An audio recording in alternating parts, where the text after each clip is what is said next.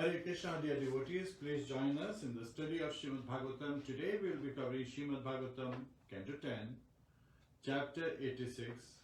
Arjuna kidnaps Subhadrā and Lord Krishna blesses his devotees. Hare Krishna.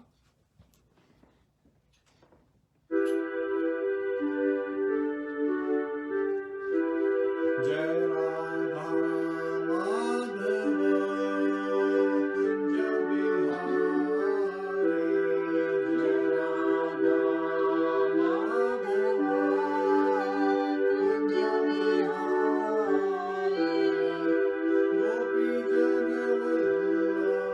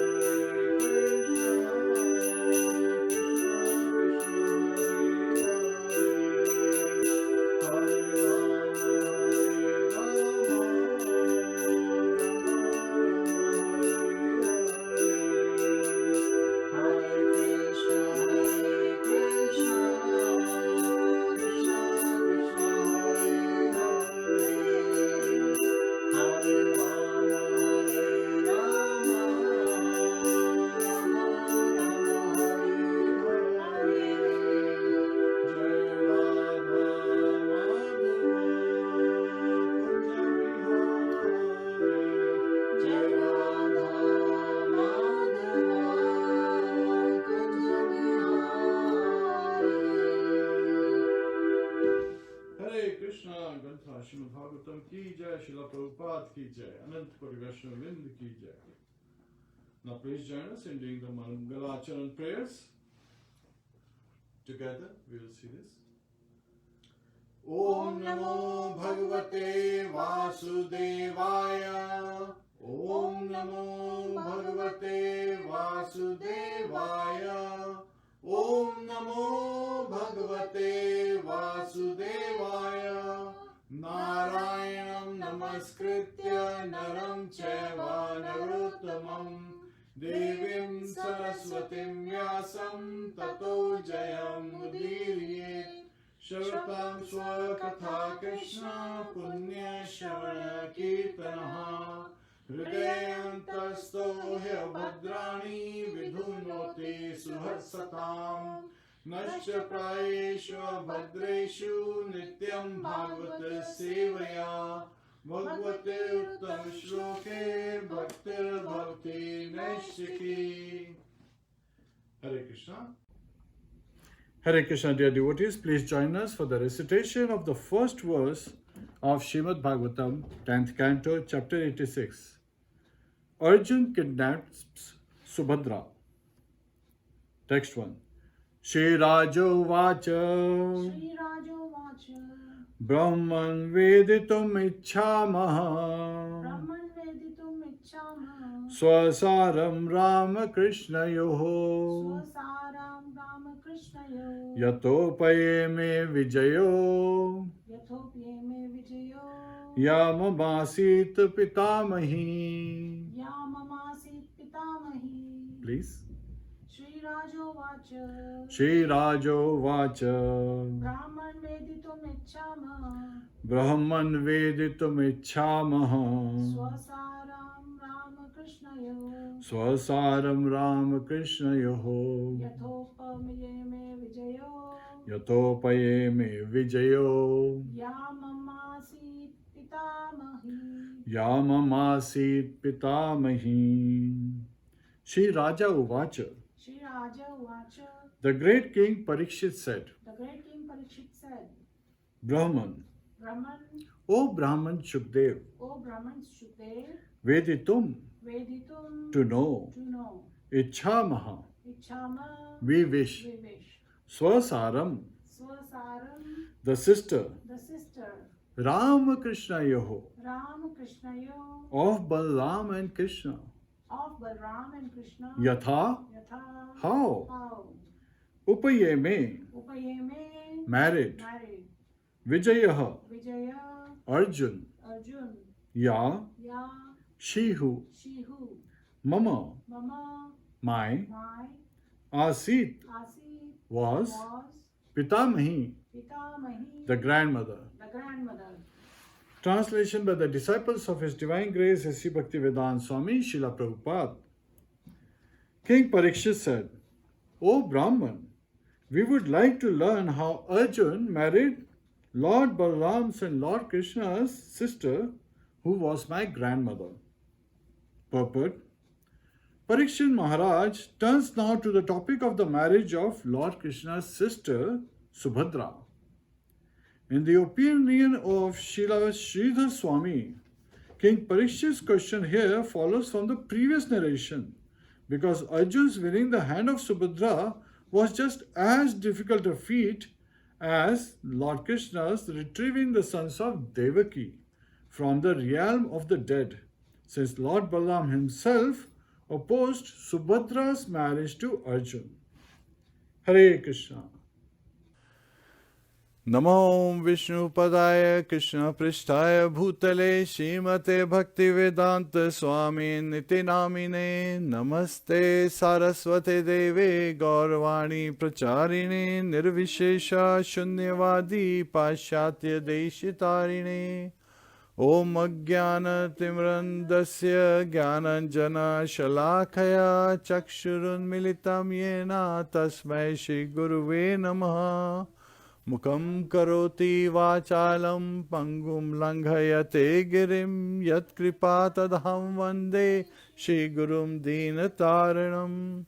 Hare Krishna, Krishna Krishna, Hare Hare, Hare Rama, Hare Rama, Rama Rama, Hare Hare. Hare Krishna. So Parikshit Maharaj is asking Sudha Goswami to narrate the incident as how his grandfather Arjun kidnapped his grandmother Subhadra. So Parikshit Maharaj is son of who? Abhimanyu and Uttara. Abhimanyu's wife was Uttara, the princess from the Virat Raj.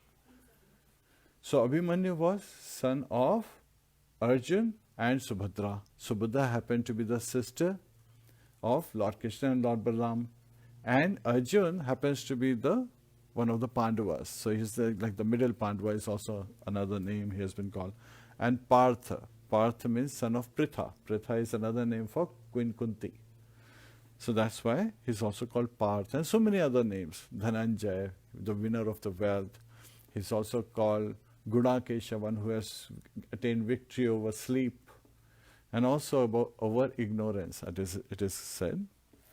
So, regarding this pastime, Srila Sridhar Swami calls it equal to the previous pastime that we covered, where Lord Krishna was requested by who? His own mother Devaki. Mother Devaki, she requested that you brought back your teacher's son from Yamlok.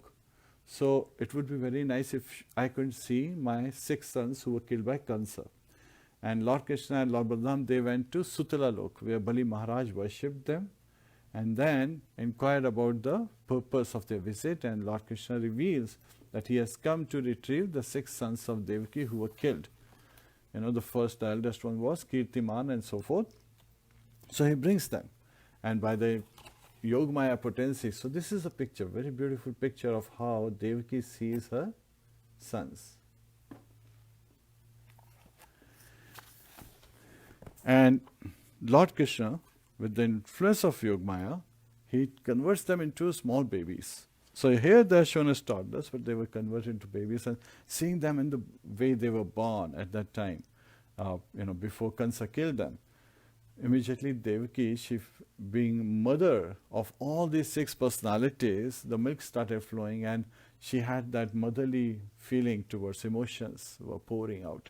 So Lord Krishna took this as an opportunity, and he, with the influence of Yogamaya, said, I'm the youngest, so I have the first right to your milk. And so taking a baby form, he first took her milk, and then as remnants, all 6 personalities, they took the milk, and being touched by Lord Krishna, they were completely purified, and they went back to their heavenly planets as the sages. They were sons of Marichi, the Shadgarbhas, who later on, because of the offense they had committed, they were cursed by Lord Brahma himself to be born in the family of a demon. So it is said that Yogamaya caused them to be born as in the family of Hiranyakashipu, and further in another demon, Kalnemi. So that way, these 6 sons of Devaki, how they had to suffer and how they were killed. Because the curse that Hiranyakashipu gave to these Shadgarbhas when they were sons of Kalnemi, because they didn't want to be killed by the demigods, they worshipped Lord Brahma, and they were instructed by Lord Brahma not to fight with the, demigods. So since they gave up that, animosity with the demigods, decided that yes, we will not fight, Hiranyakashipu was upset when he came back after his austerities. And he said that, okay, you will not be killed by the demigods, but in your next birth you will be killed by your own father. So Kalnemi became Kansa in his next birth, and the Shadgarbhas became the 6 sons of Devaki. And then the 7th was none other than Lord Sankarshan, and 8th one was none other than Lord Vasudev, son of Vasudev and Devaki. So this pastime, as has been requested, is as difficult as retrieving the 6 sons. So Arjun kidnapping Subhadra is a great feat. It's not easy. Why? Because in this case, Lord Balaram is against this marriage. Lord Balaram wanted to marry off his sister to Duryodhan. So when Lord Balaram had visited Videha kingdom, right? Janakas were the normal names of the kings. So Janak Maharaj, who was the father of Sita Mata, and his descendants were also called Janak, which is like father. So they treated their citizens like their own sons and daughters. So that's why they continued to have this title of Janak. So when Lord Balaram visited there, at that time Duryodhan, he took shelter of Lord Balaram and requested him to teach him how to fight with the mace, the club. And so Lord Balaram, he has two weapons. What are those two weapons? If you have an opportunity, write it in the comments section. What are the two weapons of Lord Balaram? So Duryodhan wanted to learn, how to fight with club. So at that time, Lord Balaram taught him, but he was very impressed because Duryodhan was a great diplomat. He knew how to present himself in a favorable manner. So he wins over the heart of Lord Balaram, and Lord Balaram is so much impressed by Duryodhana. His other name is Suyodhan. Very expert in seeking battles, causing quarrels. And Duryodhana is an expression of what? Kali age, the age of quarrel and hypocrisy. So he impresses Lord Balaram, so much so that Lord Balaram decides that he wants to marry off his younger sister, who's very dear to him, very close to his heart, in marriage to Duryodhana. He wants to give her. Yet at the same time, Vasudeva, Devaki and Krishna, they have a different plan. Now the interesting thing that comes is, when Sudha Goswami explaining, he explains to Parikshit Maharaj this incident, starting from how at Prabhas Arjun came to know. But what happened? How did Arjun end up in Prabhas, in the Anartha region, while he was in Indraprastha? So there is a wonderful story behind this. We'll quickly cover that. So, Devashi Narad, he is also known as Kalaha Bhojana. What does that mean? The one who, Bhojana, one who enjoys, right? Bhojan is like, we eat prasadam. So that's Bhojan, that kind of like gives satisfaction to us, right? And Kalaha means quarrel. So Devashi Narad, just to, experience wonderful pastimes of Lord Krishna and his devotees, he at times he creates reasons so that people would have fight. And people could do some severe actions, demoniac actions and so forth. One very nice example is when Kans, he forgives Kirtiman, saying that to Vasudeva, that Kirtiman, he's your first son. I have no fear from him. It is your eighth son. The prophecy was that your eighth son would kill me. So I am more interested in having your eighth son. And at that time, Devashi Narad, seeing that Kansa is acting saintly, how is it going to work? He went and told Kansa about his past life. That in the previous life he was Kalnemi. And the 6 sons, the Shadgarbhas, they were cursed. And also, if you put dots around a candle, means again 8 dots, which one is the 8th one? How do you know? So that bewildered Kansas. And then he went to the prison house, and in the prison where he was keeping Devaki and Vasudeva, he picked up Kirtiman and killed her, murdered her, a small baby, an infant. So that was a demoniac action. But why would Devashi Narad do that? Because he wanted to accelerate Lord's descent. He wanted to have Lord descend immediately, as soon as possible. So sometimes when we are trying to go on a journey, right? So life is a journey. So we want to reach our home as soon as possible. And the closer the home is, the longer duration, every second seems to be longer than before. If there is an 8-hour journey to our home, 7 hours, 50 minutes, they will pass very nicely. It is the 10 minutes at the last 10 minutes. They seem to be as long as those 7 hours, 50 minutes sometimes. So that is where Devashi Narad, he wanted to accelerate Lord's descent. He wanted to call Lord Krishna and Lord Sankarshan to appear so that, Kansa can be, annihilated, as well as all these various demons. They can be delivered and liberated. So again, Lord is absolute. So even when he kills the demon attains Vaikuntha planet. So this is also very important, because he's not in a relative, he's not under the modes of material nature. Relativity exists in the influence of modes of material nature. So that's why we see things as heat and cold, happiness and distress, joy and sorrow, fame and infamy, and so forth. Yet at the same time, in the eyes of Lord Krishna, he is transcendental to the three modes of material nature. He doesn't see from that perspective. So, Devashi Narad, even though he is known as Kala Bhojana, in the case of Pandavas, he is the advisor. So, for devotees who are serving Lord Krishna, he is helping them. Just like Vyasadeva, he was not happy after having written all these Puranas and the Vedas and so forth, and entrusting the Vedas into different, to his disciples and the Puranas also. Why? Because Devashi Narad visits his ashram and reveals to him that Vyasadeva had not glorified Lord Krishna's name. And people, they will not be able to relish, because Vedas is like marketplace. They deal with all subject matters. And if you go to a marketplace where you have sabji mandi, where they are selling vegetables, and where you have, grocery stores, you're getting all kind of grocery items. And then there is a diamond shop also, right? How many people will you see in a diamond shop? Not many. Most of the crowd will be in front of grocery stores or either at sabji mandi, the vegetable shops and so forth. Very few people who are really, knowledgeable and willing to invest in diamonds would be in the diamond shop, one or two. So similarly, devotional service is like that. In Vedas, all subject matters are discussed, devotional service is also discussed, but the section of devotional service is so small that it is missed out. And people are mostly using Vedas to carry out fruitive activities. And that's why Lord Buddha, when there was too much animal killing occurring in the name of Vedas, Lord Krishna appears as Lord Buddha to, as an incarnation, deride this.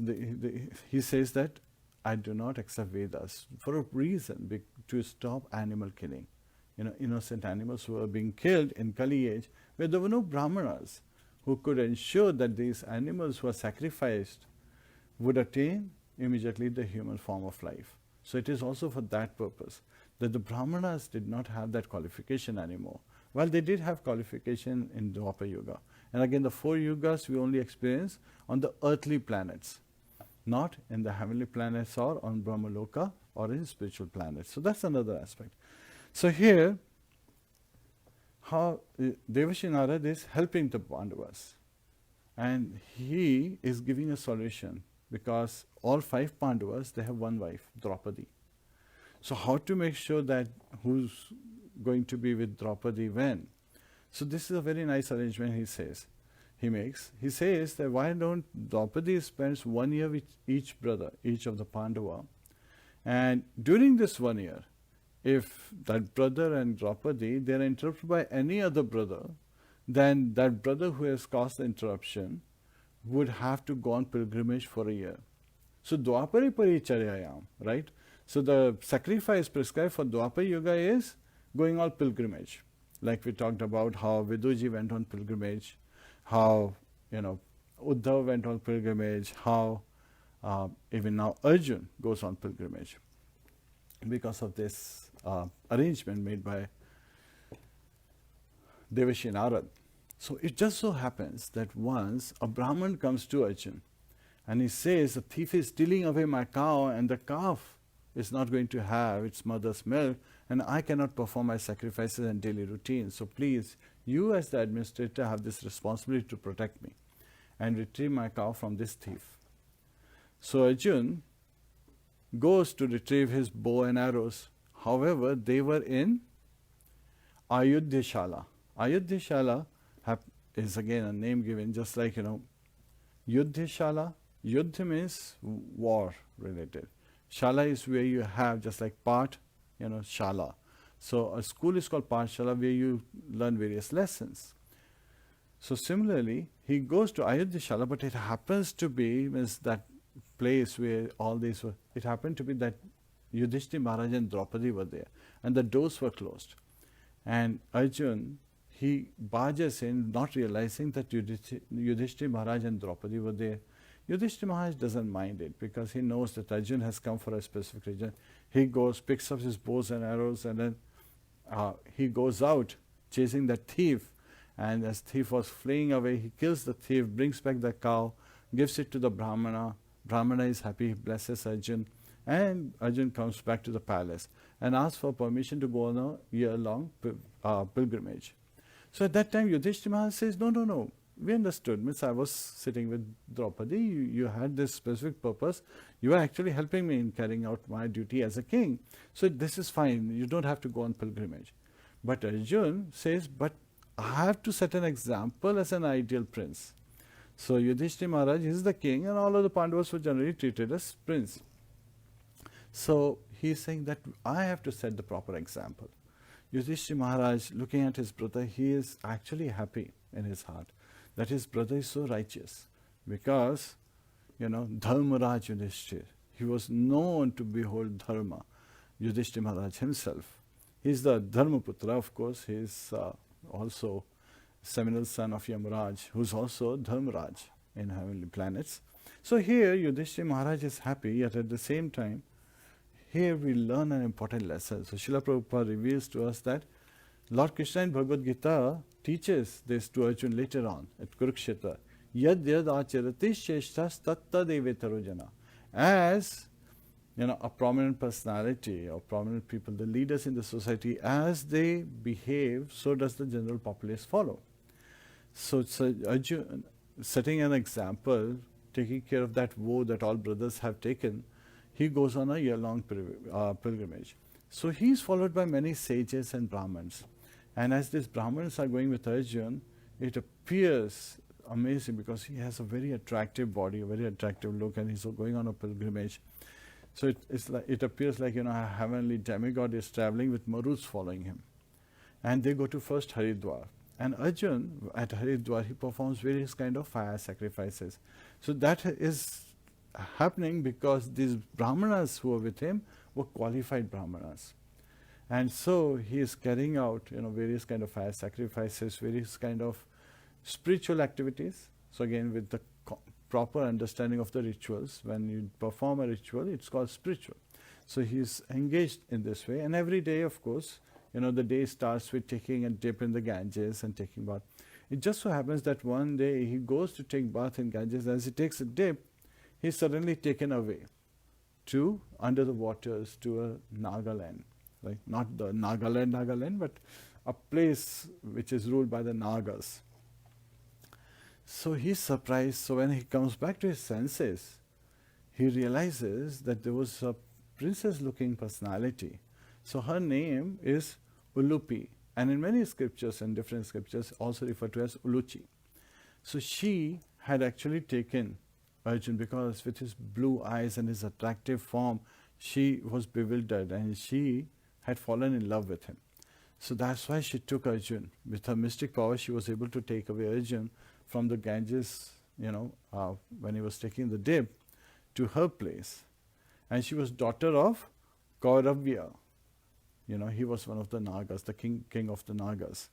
And she expresses her thought. So interestingly, Arjuna was performing sacrifices, fire sacrifices, and when he goes over here, there is a proper sacrificial arena ready where she invites Arjuna to perform more fire sacrifices. So the interesting thing is, yes, she wants Arjuna, but at the same time, she is very much cognizant of the fact that Arjuna performs fire sacrifice on a daily basis. So his routine should not be impacted. Otherwise, he'll get upset, and then I'll have to face his wrath. So that way, she makes sure that Arjuna is able to perform his daily oblations in the fire, and Agnidev becomes very happy that all the oblations have been very opulently been provided, and it's very nice fire sacrifice occurs. And after that, Arjuna asks her, why did you bring me here? Again, that is a specific inquiry. What am I doing here? He's asking. So at that time, Ulupi reveals to her, again, her other name is also Uluchi, so two names have been used sometimes. So she reveals to him that actually I have fallen in love, so it would be, I have been wooed by your beauty and by your magnanimous characteristics, your personality. So please accept me. So when she is saying, please accept me in marriage, at that time, Arjuna says, no, it is not possible because I have gone on this, I have taken this vow of a year-long pilgrimage. And she says, yes, I am aware of it. And this is because of Draupadi. I am also aware of it, why this happened. And also as per the Shastras, sages state that if a sinless maiden is offering herself, then one who gives shelter to such a maiden is not considered sinful or is not violating any of his vows. So understanding the proper prescriptions and injunctions from the Vedas, from the scriptures, Arjuna agrees. So he marries and stays overnight with her, and then next morning he returns back to Haridwar, where the sages were, who were all the Brahmins. They were surprised, where did Arjun go? They were ready for the fire sacrifice. He didn't show up after he went to take bath in the Ganges. So Arjun narrates that whole incident to them. Now, one of the things that Lulu P had done was, she had given Arjun, because she was so happy with his company, she gives him a boon that he will never be defeated in the waters. He will be able to defeat all kind of aquatic creatures. So having received this boon, because she is daughter of Kauravya, and she gives him this potency in a form. So here, from Arjun and Lulu P, there is a son born, Irvan. So again, he is the son, and she is happy to have him. And now Arjun, so again, it doesn't happen right after this. Normal course of time, it happens. But I just wanted to make sure before we go to the next step, that it is revealed that Irvan is the son of Arjun and Lulu P. And then Arjun continues, going along the Ganges. So he goes to the various Himalayan regions, right? North, as you goes to Gangotri, he visited many places where Agastya Muni, Agastaka ashram was there. Then he also went to Bhrigu Muni's ashram region and so many other places. And then he started traveling along the Ganges. And along the Ganges, he went to the Mahendra Hills. And then he went to Manipur. So at Manipur, there was a king by the name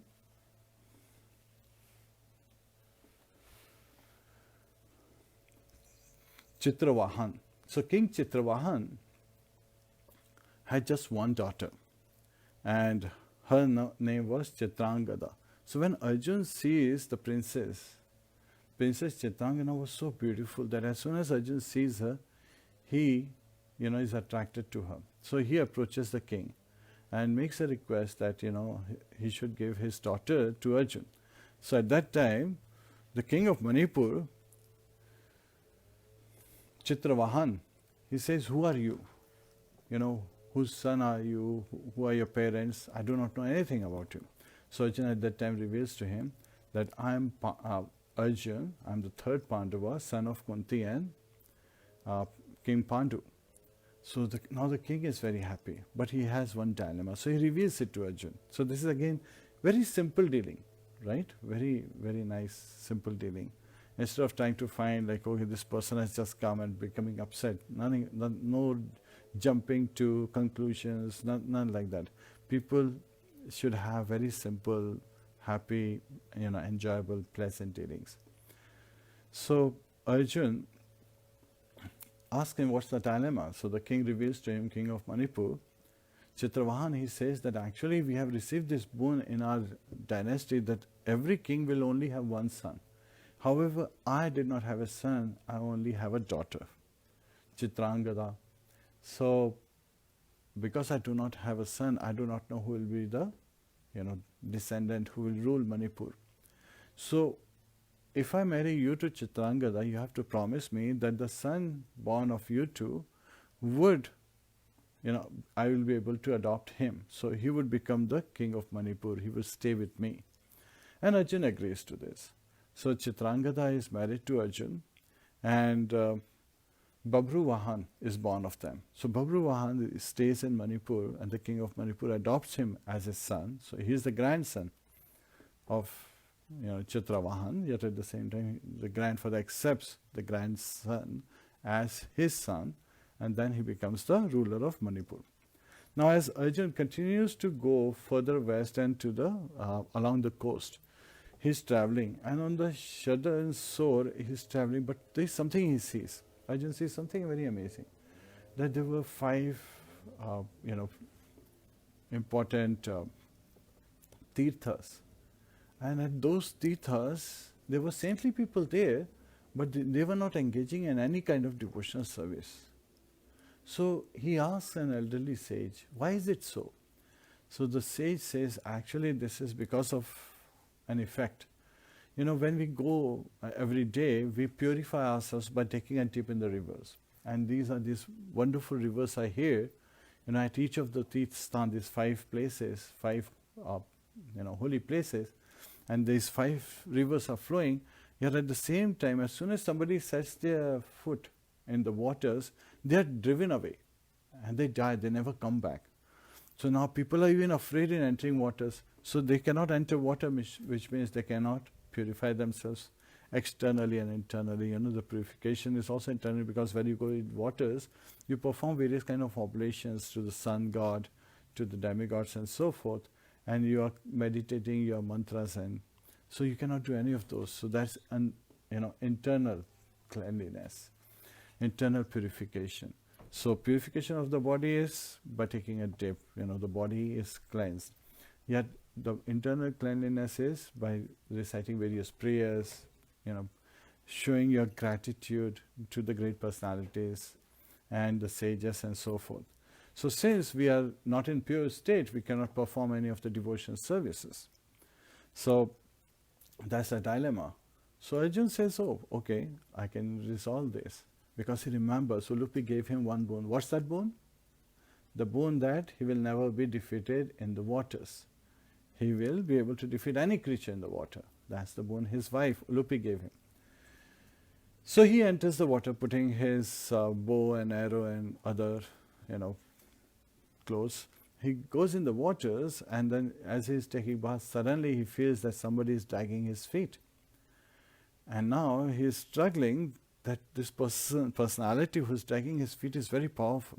Yet Arjuna, because of the influence of the boon of Lulu P, he is able to drag this, creature onto the shore, onto the bank, on the land. And as soon as he brings, so what does he see? That this was a giant crocodile that was trying to take. So we know about, Gajendra's story, where Gajendra was pulled by this crocodile, who was actually a Gandharva hoo-hoo. He liked to, pull, sages' legs when they were taking a dip in the river. So he was cursed to become a crocodile. So just like that, this crocodile was pulling everyone. As soon as somebody would enter in the waters, the crocodile will pull them away and kill them. So here, Arjuna is surprised. But as soon as he brings the crocodile on the land, the crocodile immediately transitions into an apsara. So he's surprised. He's like, what is going on? I can't believe my eyes that are you the same personality who was crocodile before? What is going on? So this apsara says that actually she is apsara varga. And she and 4 of her other apsara associates, her friends, they are very dear to King Kuvera, the king of the Yakshas, the treasurer of the demigods. And once as we were going to Kuvera on our path, we found this sage. And also they were incited by Indra, that this sage is performing this great meditation, so they should, cause him to fall down from his, bhang, right? Tap bhang kana. So to interrupt his meditation. And in that way, Indra would be happy and he will bestow some mercy on them. And Kuvera will be more happy because they are helping the demigods. So with that mood, they try to lure away this sage. And when the sage sees all these 5 apsaras trying to disturb him, he gets angry. And when he gets angry, he curses them. So of course his austerity is disturbed. He says, since you disturb my austerity, I curse all 5 of you to become crocodiles for hundreds of years and live in the waters. And if anybody enters the waters, then you will just kill them. Just like you killed my austerity, you will kill those living entities. Hare Krishna.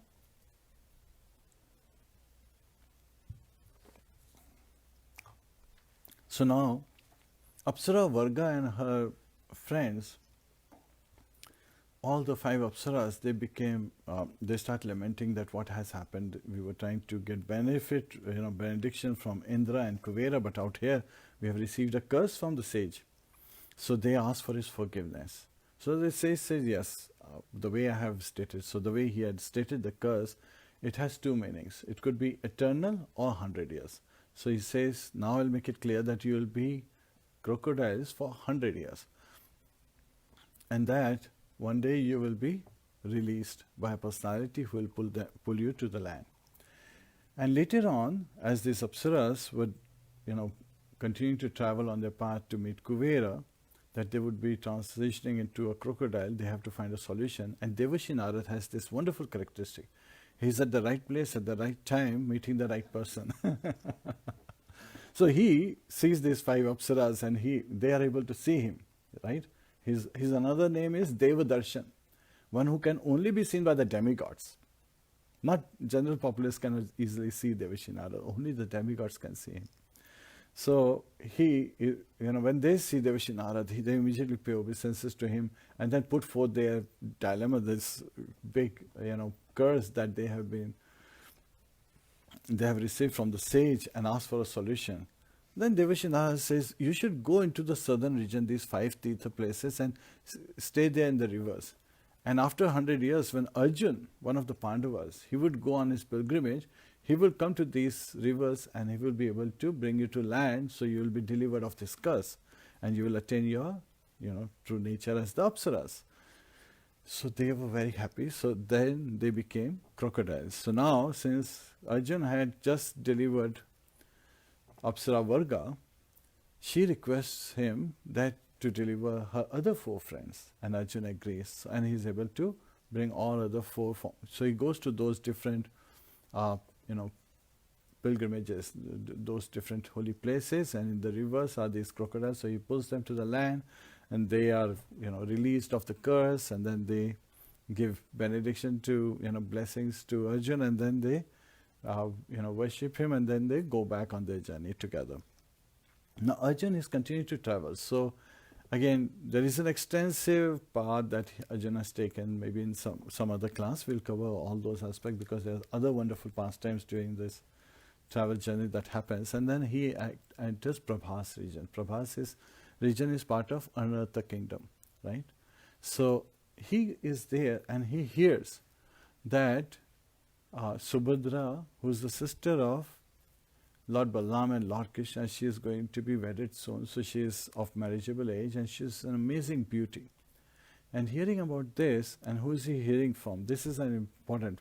Sometimes you need a co-conspirator, right? Who is he hearing from? He is hearing directly from Krishna. Krishna comes and meets Arjuna. He says, what is going on? You seem to be gone. So because he went to Indraprasth and he saw the 4 Pandavas. He's like, where's the 5th one? Where is Arjuna? And they said that he has gone on pilgrimage. So Arjuna very nicely, elaborately describes the pilgrimage journey that he had taken and how pleasant journey it has been so far. So Lord Krishna, he smiles hearing this, and he says that my sister, she is of marriageable age, and he describes the beauty. Now you can understand why is Lord Krishna describing the beauty in such a picturesque manner that Arjuna's mind is bewildered, right? He is thinking that I want to marry Subhadra. So that's the move. And that actually is being sanctioned by Lord Krishna. So that's why he is doing this. Rakhe Krishna mare Krishna rakhe ke. If Lord Krishna wants to kill anyone, then nobody can save him. If Lord Krishna wants to save someone, then nobody can kill him. Now if Lord Krishna wants to delude someone, nobody can save him from that also, right? So here, that is the effect Lord Krishna is saying, because he wants Arjuna to marry Subhadra. So after inciting Arjuna in this manner, he says, I'm going back and I'm going to have a wonderful ceremony, a royal ceremony at the Ravataka hills. So why don't you come? But, you have to come in a manner, that you are not easily identified. So as Lord Krishna leaves, Arjuna, he takes the form of a 3-dandi sannyasi. 3-dandi sannyasis are Vaishnava sannyasis. And there are 3 sticks in that cloth that we normally see in the saffron cloth. And the 3 sticks represents mind, body and words. And the vow Tridandi sannyasi takes is that he, a Tridandi sannyasi would serve Lord Krishna by mind, body and words. So those are the only three ways those are exactly the three ways you can perform action. So any action can be performed in these ways, and the only action they want to perform is to please Krishna. That's why they are also known as Tridandi Goswamis, Tridandi Sannyasis or Vaishnava Sannyasis.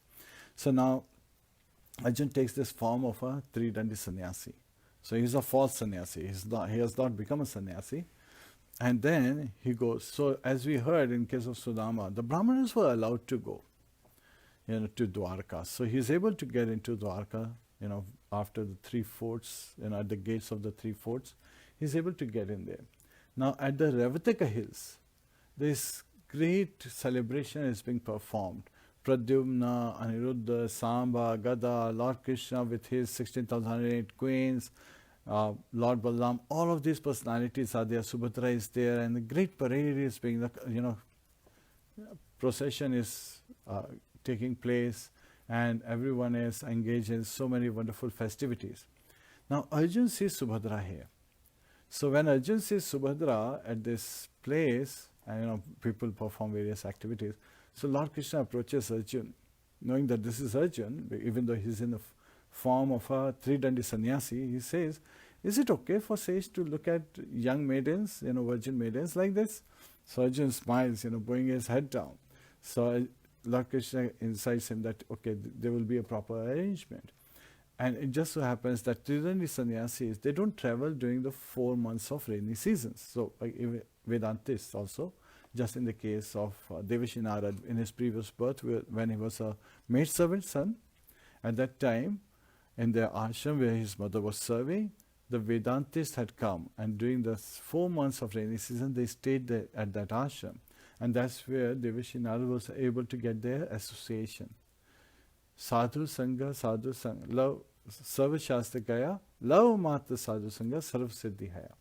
So just by a momentary association of a pure devotee, one gets purified. All kind of siddhis one can attain.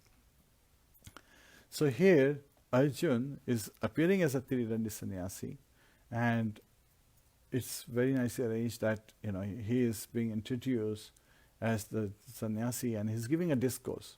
Now his discourse, so you could imagine wait a minute, he's a Kshatriya. First of all, he's posing as a Tridandi sannyasi. Second, he's giving a discourse. What is his discourse on? His discourse was on the pilgrimage that he had just taken. So he had first-hand knowledge. It was fresh in his mind. This is what had happened, the glories of various holy places. And he gives a discourse on the glories of various holy places he has taken on pilgrimage, on his pilgrimage. And Balaram, Lord Balaram, is very impressed. So he says that one day I will also go on such pilgrimage. He's so impressed with Arjuna. And he invites Arjuna to have, to come to the palace, and he wants to honor Arjuna as Tridandi sannyasi. Not knowing that this is one of the Pandavas, he's thinking that this is a sannyasi, a very amazing, attractive looking sannyasi who speaks such sweet discourses. So Arjuna, accepts it as part of the plan, and he accepts this invitation. He goes to Lord Balaram's palace, and Lord Balaram, he is again very nicely serving Arjuna, and the 4 month of rainy season have started. So Krishna incites Lord Balaram to, let Arjuna stay in Dwarka, so that, he doesn't have to travel. Tridandi sannyasis don't travel during the rainy season, the 4 season, July, August, September, October. So Lord Balaram very nicely agrees to that also. Now, Lord Krishna, who does he put in charge of taking care of Arjuna in this case? He puts Subhadra as in charge, that she has to make sure that this Tridandi sannyasi is getting all kind of facilities. Well, it is Arjuna who is posing as Tridandi sannyasi. Now Subhadra had also seen Arjuna at Revatika hills when all the celebration and festivities were being performed. She was feeling very attracted to Arjuna as well. She was, when she saw, she was throwing sidelong glances, and as a very simple girl, she had already in her mind accepted Arjuna to be her husband. She said that, okay, if I'll marry anyone, I'll marry this personality. So it just so happened that, Lord Balaram is putting this proposal that Duryodhan will marry my sister. Yet at the same time, Arjuna is constantly mesmerized, thinking of Subhadra 24/7. This is what happens. When a young boy is in love with a young girl, then he's constantly meditating on her, and she loves the boy, then she's constantly meditating on him. And this is, in this material world, a perverted reflection of our love for Godhead. Because, if this is for sense gratification, then it's driven by lust, right? In the case of a boy and girl, they want to enjoy each other. So that is a lust, versus the devotees want to satisfy Lord Krishna. So that's a relationship of giving, not taking. Not of sense enjoyment for ourselves, but for the sense enjoyment of Lordship, Lord Krishna. So that is love. So that's the difference between love, when we want to give, and give, especially dovetailing everything in the service of Lord Krishna, for the pleasure of Lord Krishna. That is love. Otherwise, we are, sometimes doing sense gratification directly, or even an extended form, in the form of socialism and so many other factors, which also includes, according to Srila Rupa Goswami, nationalism, which is an extended sense gratification. So here everything should be dovetailed. So we can dovetail all our activity. Even our patriotism can be dovetailed by serving Lord Krishna and having a wonderful relationship with our neighboring countries, and in a collaborative mode, living happily with love and harmony. So that is the message, not always fighting that this is my land, that is your land. So here, Arjuna is staying, and Subhadra, as three-dandi sannyasi, Subhadra is serving along with her maidens, making sure that the sannyasi is happy. And Arjuna reveals himself to her, that I am actually a Pandava, I have come in this form. So now, with the permission of Lord Krishna, Arjuna takes blessings from Vasudeva and Devaki, the parents of Lord Krishna, Lord Balaram and Subhadra Devi. And one day, Subhadra goes on a chariot to see the temple of the goddess Durga, and this temple is outside the forts. So she goes along with, of course, the guards and palace soldiers. And at that time, Arjuna, using this as an opportunity, gets onto the chariot, and he is able to, with his arrows, hold back all these soldiers as she drives away with Arjuna. Now all these soldiers, they come back and they report this incident. And Lord Balaram, when he hears, so Lord Krishna is not saying anything. He has not revealed it to Lord Balaram, because he knew if Lord Balaram comes to know this scheme, then he would, foil the whole attempt. He would spoil it all. He would not make it happen. And his parents also were, participating along with Lord Krishna, and they did not say anything. But Lord Balaram, his anger is said to be like big waves of the ocean, tsunamis are occurring. It appeared like that. And at that time, Lord Krishna bows down, at the lotus feet of Lord Balaram. So he is the elder brother. So Lord is showing how we should even treat an elder brother who may be upset by some of our doings, because Lord Balaram knows that this is Krishna's doing. And this is, Vasudeva Krishna, along with my parents, Vasudeva and Devaki, they have planned it all against my wishes. I wanted to marry off my sister with Duryodhan, but they have, let Arjuna kidnap my sister, my younger sister. So younger sisters are like daughters. The brothers, when they love their younger sister, they treat them like their own daughters. So here, he is very upset. So, and his rage has no bounds. And it's very interesting that in the other Puranas, Padma Purana, other places, it's being revealed that Lord Krishna asks one question. All these soldiers who were defeated and scared away by Arjuna, he says, by the way, what happened?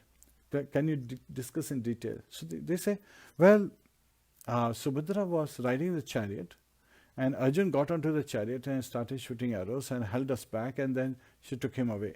The Lord Krishna says, wait a minute, what did you just say?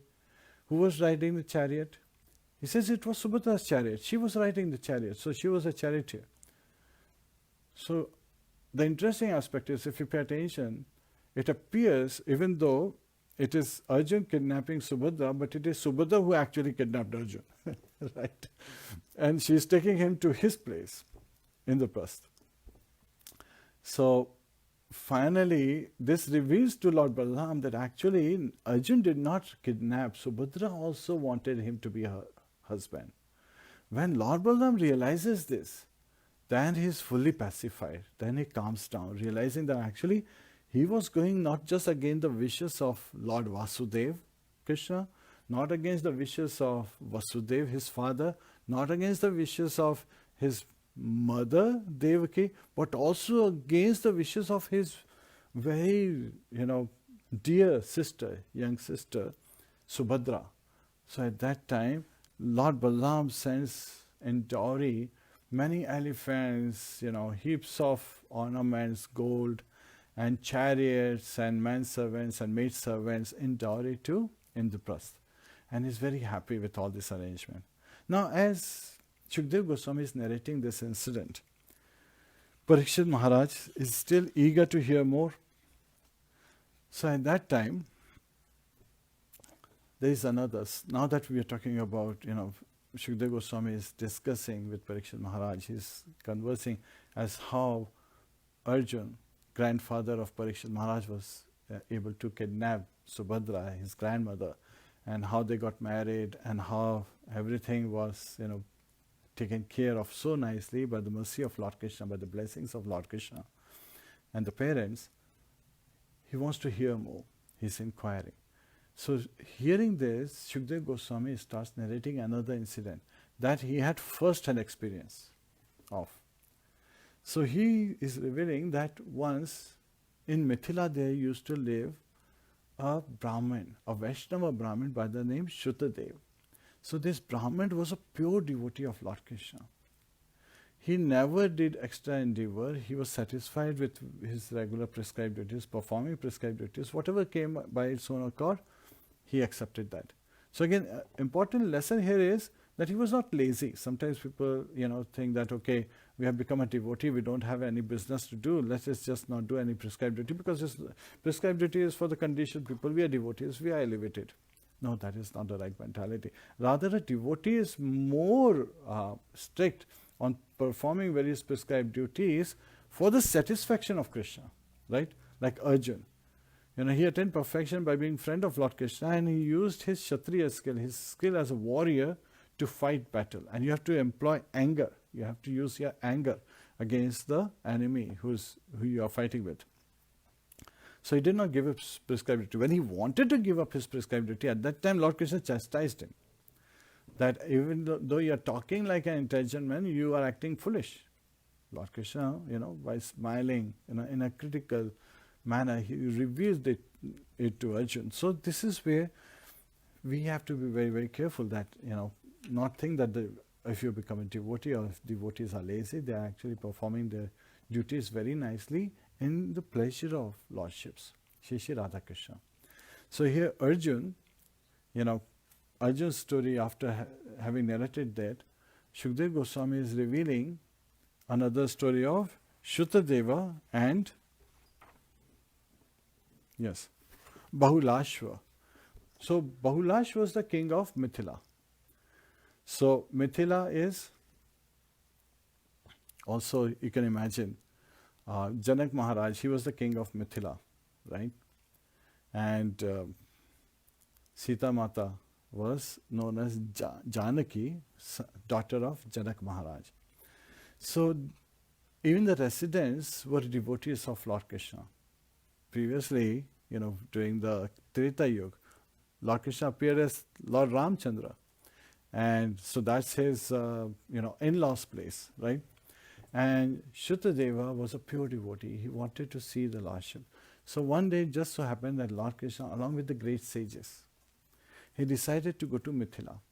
Now, who are these great sages? It's very nicely elaborated that there were great personalities in this. And I want to call out one personality specifically. So among these sages, so there were many other sages, but prominent sages have been listed. Devashi Narad was there, Vyasdev, Krishna Dvapani Vyasdev was there, Atri Muni was there, then Vamadev was there, and then Parshuram, along with his disciples, was there, Asita Muni was there, Aruni was there, Brahaspati was there, Kanva was there, Maitri was there, Chevana Muni was there, and Sukadeva Goswami reveals that I was there as well. So this is a first-hand description of this pastime being revealed. And it is very interesting that when he's revealing it, sometimes people just say, oh, Sudha Goswami, he was just a 16-year-old boy. No, that was the body he had of a 16-year-old boy. But he was much older. He was much, much older. He was son of Vyasdev. And Vyasdev was also much, much older. So again, and so, in the other classes we have revealed that he had the body of a 16-year-old boy. It's not that he was 16 years of age. He was much older, hundreds of years older actually. So here, this pastime is being revealed where Lord goes to Mithila, and all on his way, it is said that when Daruk, the charioteer, is driving Lord Krishna's chariot, it's traveling so fast that it appeared that, people are getting deluded. So conditioned people who don't want to see God, God hides himself with the influence of his Yog Maya.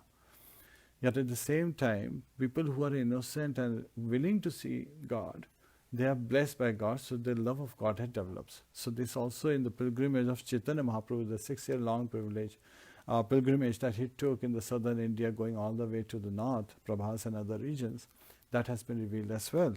That wherever he went, he carried Vaikuntha with him, he carried Goloka with him, and he immersed the whole, every place that he went, it was like Holy Dham was traveling with him.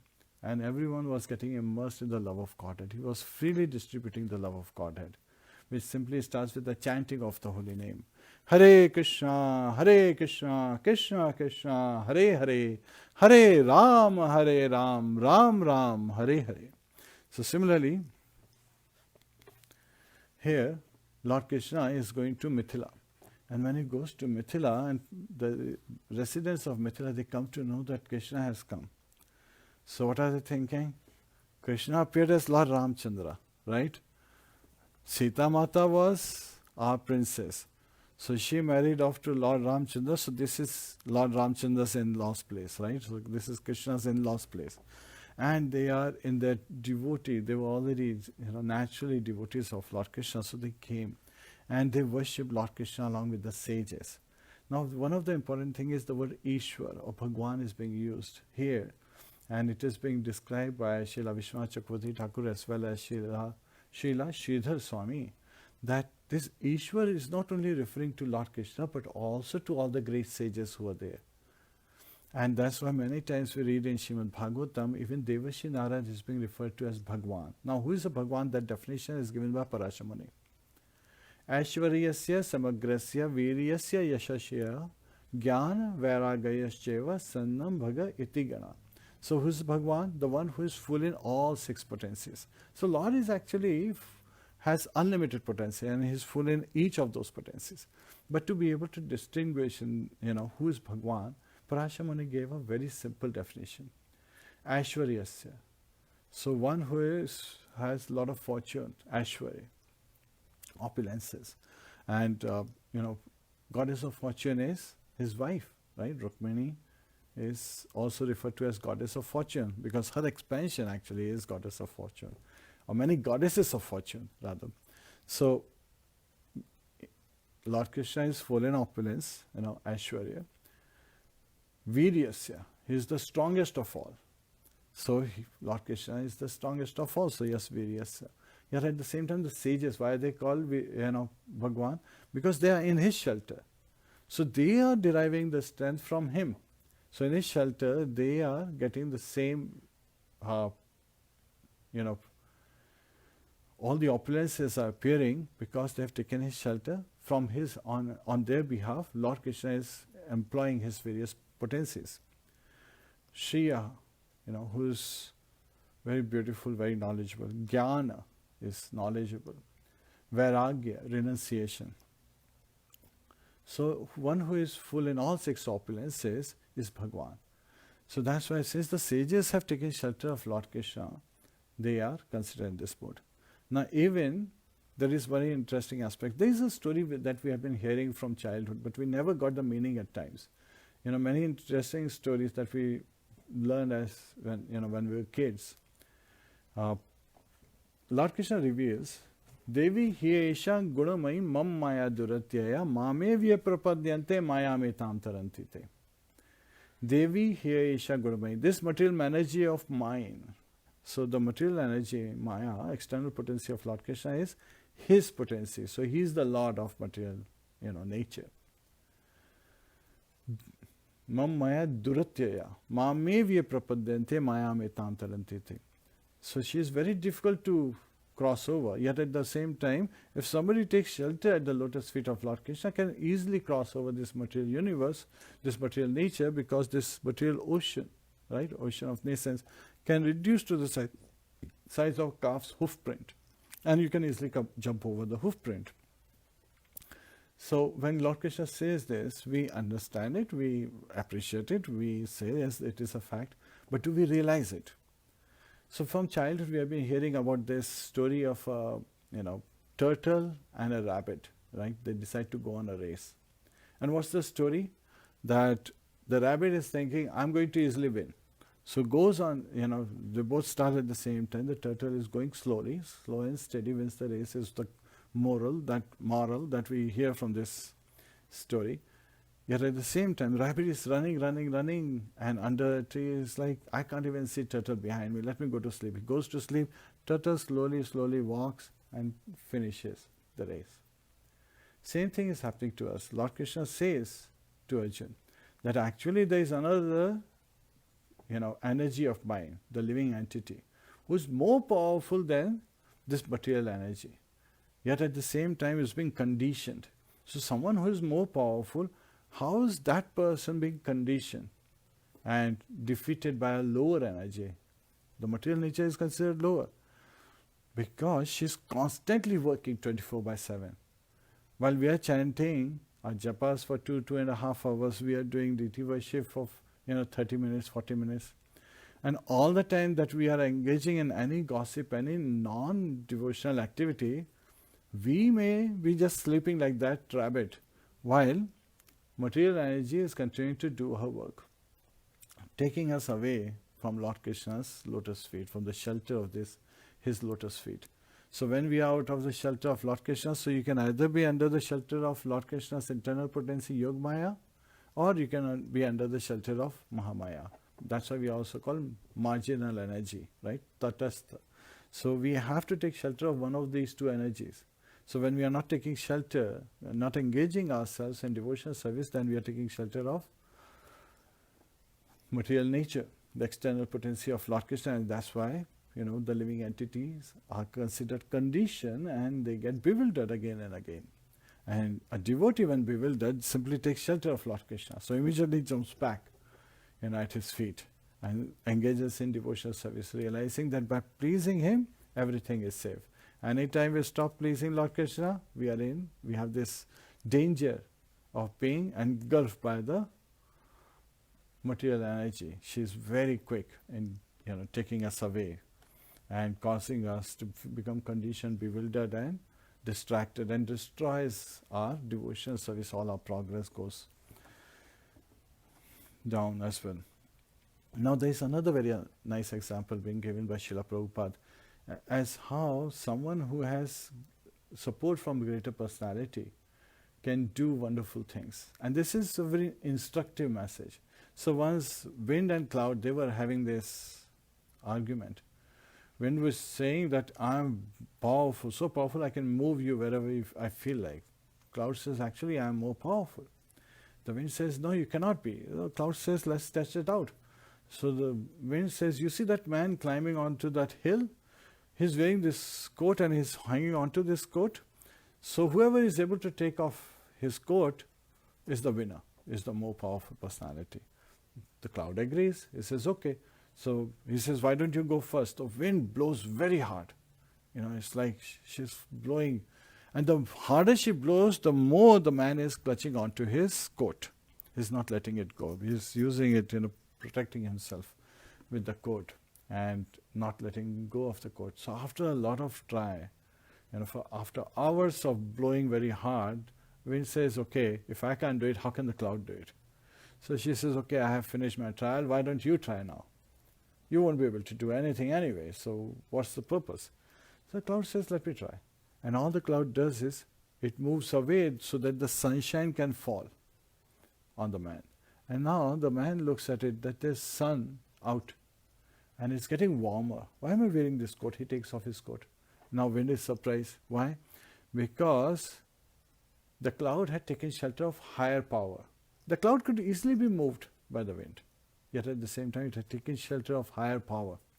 So with the higher power, he was able to succeed in this competition. Similarly, when we take shelter of Lord Krishna's lotus feet, when we engage ourselves in Lord's devotional service, when we become Krishna conscious by hearing, Shravanam Kirtanam Vishnus, constantly hearing about Lord Krishna's name, form, activities, pastimes, constantly remembering about his pastimes, constantly glorifying about Lord Krishna's and his wonderful pastimes, superhuman pastimes. When we are serving the other devotees, so again, Nam Ruchi, Vaishnava Daya, those are the important aspects. And there are three actually legs: Nam Ruchi, Vaishnava Daya, and Jiva Daya, sorry. Vaishnava Seva, sorry. Jiva Daya and Vaishnava Seva. Nam Ruchi, Jiva Daya and Vaishnava Seva. Thank you. So those are the three important principles that we have to follow in any age, especially in Kali age, for our benefit. It is not for their benefit, for our benefit. So when we take shelter of Lord Krishna, so similarly here, all these residents, the inhabitants of Mithila, they were Lord's devotees, and of them, Shrutadeva was his pure devotee. And similarly, another personality was the king of Mithila,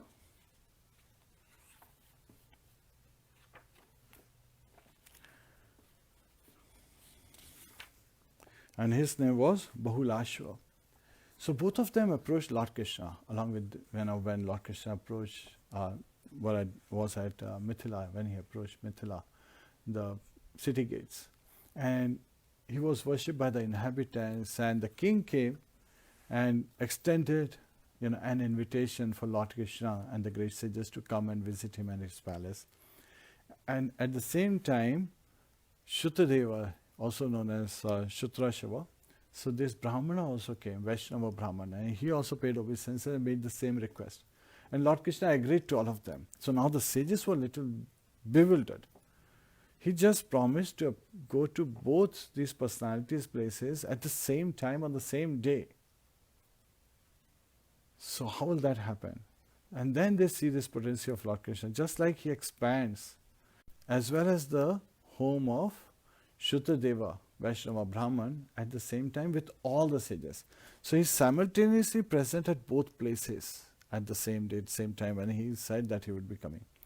So King Bahulashva, he is, worshipping Lord Krishna. He washes the feet of Lord Krishna. So that's like a welcoming message. When a Brahmana visits us, we showing our gratitude that, they're carrying Vaikuntha. So wherever Srila Prabhupada would travel, he would carry Vaikuntha with him. So he would turn even this material world, the whole atmosphere would appear like Vaikuntha. He was carrying Vrindavan with him everywhere as he was going. So similarly, when Lord Krishna himself is going, that's the holy dham, along with the great sages. That's even greater, right? It's a maha holy dham, greater of the greatest.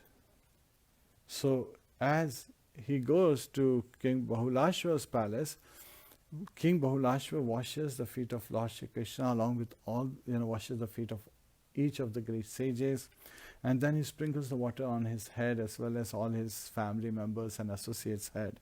And he is worshipping the Lordship in a very opulent manner. He is making various kind of offerings to Lord Krishna.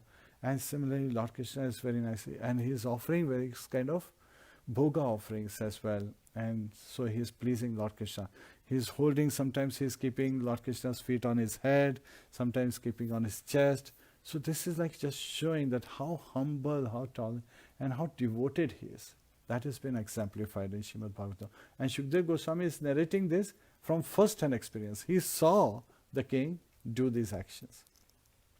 Simultaneously, Lord Krishna is also visiting Shrutadeva's hut, right, his home, the Vaishnava Brahman's home, and at that place, Shrutadeva doesn't have a lot of opulent, state. Yet at the same time, when he sees Lord Krishna and the sages appear, he starts waving his shawl. So there's a beautiful picture given in Srimad Bhagavatam, where Shrutadeva is waving his shawl in the air, welcoming the Lord and all the great sages. So as he is waving this shawl, when he sees Lord Krishna and the great sages accompanying him, and he started to dance in ecstasy. While Bahulashva was providing opulent thrones, opulent paraphernalia to worship the Lordship, Shrutadeva did not have all that, so he provided, grass mattresses, logs, and simple, places to sit. But it was his heart he was pouring out in everything to the best of his ability. So it is not that we take the example of Shrutadeva, even though we have the opulence of Bahulashva king, but we treat Lord and Lord's devotees like Shrutadeva was treating. Because you have to understand, Shrutadeva, he was very poor, very simple. Yet at the same time, he was doing the best he can. So we should give the best we can in Lord's service. We should always put our best foot forward, just like Angad did when he visited Ravan. So we are also, the devotees are constantly at battle with Maya, with material energy.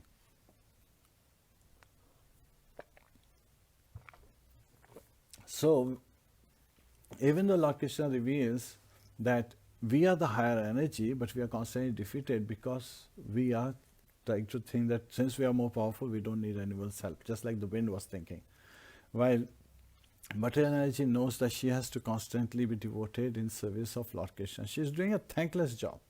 Yet at the same time, she is doing it so expertly, conditioning the living entities to make sure that only the pure devotees are able to get out of this material world and go back home, back to Godhead, where everything is in harmony and no discord, no disturbance is being created by impure living entities. So she is doing a thankless job, but a wonderful job to the best of her ability. And whose power does she have behind herself? Lord Krishna's power, his shelter. Similarly, when we take Lord Krishna's shelter, then at that time Lord Krishna says to her, now you let this person go and transition into the shelter of Yogmaya, my internal potency, Radharani. And on her protection, we can easily engage and purify our existence and go back home, back to Godhead. But the focus is not going back home, back to Godhead. Focus is to constantly engage in devotional service of Lord Krishna, the divine couple, Shri Shri Radha Krishna. So that is the focus. And to always engage in Vaishnava Seva, always making sure that we have the Nama Ruchi and Jiva Daya, mercy. That is also compassion towards all living entities.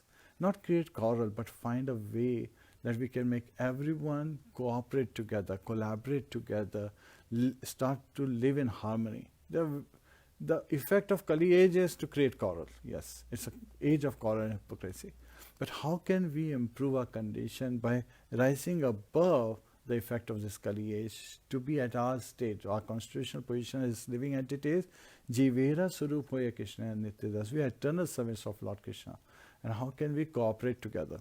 So with that mood, we should understand. So Shrutadeva, he provides simple paraphernalia, simple, but at the same time, he was worshipping Lord Krishna and the great sages to the best of his abilities, and he was expressing and glorifying. So there are amazing prayers being recited by Sudha Goswami as how, the king, Bahulashva, as well as Shrutadeva, they welcome the Lord, pray to the Lord, worship the Lord.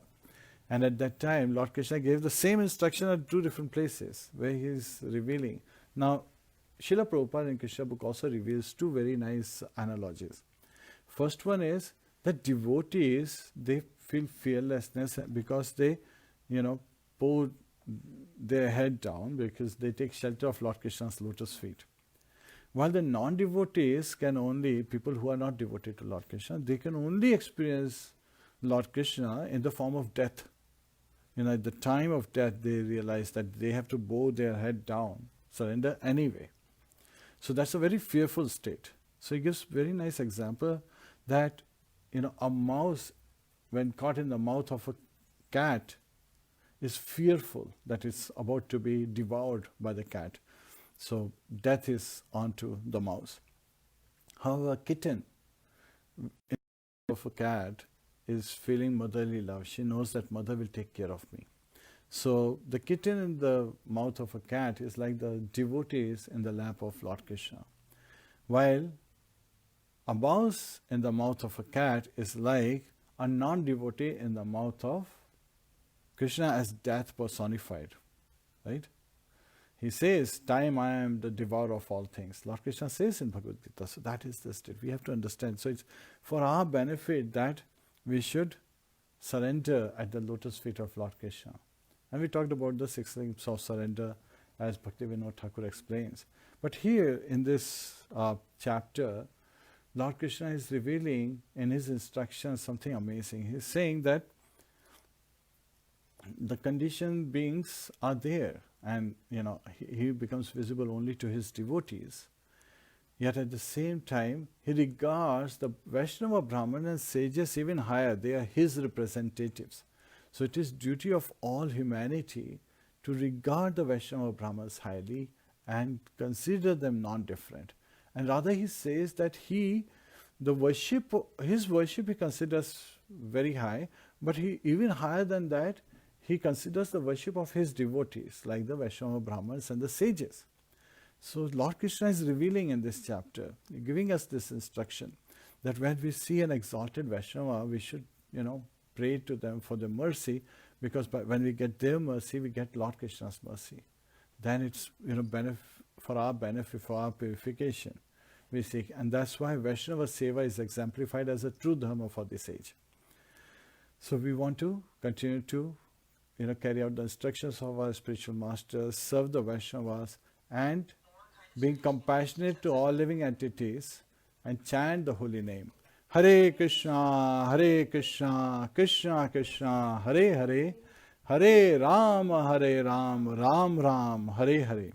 So in this chapter, so nicely it has been described that Lord Krishna's instructions are there, which actually gives us an insight that how we should be cooperating, collaborating, and how Lord Krishna blesses his devotees. At Mithila, as well as the great sages, they are amazed because Lord Krishna has expanded simultaneously his presence along with all the sages, because the sages also, by the effect of Yoga Maya, they were present at both the places and they were surprised how could this happen. And we saw that how Lord Krishna, he expanded into 16,108 forms so that he can be individually with each of his queens. At the Rasa dance arena, he was in the center, yet he expanded to as many number of gopis were there, so that every gopi was feeling that she is dancing with Lord Krishna alone. When Satya's marriage, Swayamvar, condition was placed that the 7 bulls have to be subdued. At that time, Lord Krishna expanded into 7 forms, and with each, form, he was able to subdue each bull and put a noose through the nose, so that by subduing them, he was able to marry Queen Satya. So she was one of the prime 8 queens of Lord Krishna. So this chapter tells us that Lord's pastimes are amazing, his pastimes are inconceivable, yet at the same time they are filled with so much love, so much reflection. And Lord is always giving blessings to his devotees, and he is also giving us benefit by associating with devotees. So devotee association is paramount. And we have so much opportunity, even though we are in this pandemic situation and lockdown state, we have so much association coming through the virtual world, right? Facebook, WhatsApp, Zoom, and so many other facilities that we can constantly engage in hearing various discourses, discussing about Lord's name, form, activities, pastimes, and above all, continue to chant the holy name. Hare Krishna, Krishna Krishna, Hare Hare, Hare Ram, Ram Ram, Hare Hare. Hare Krishna. This is where the chapter ends, and please join us for Nasimha Devati. Hare Krishna.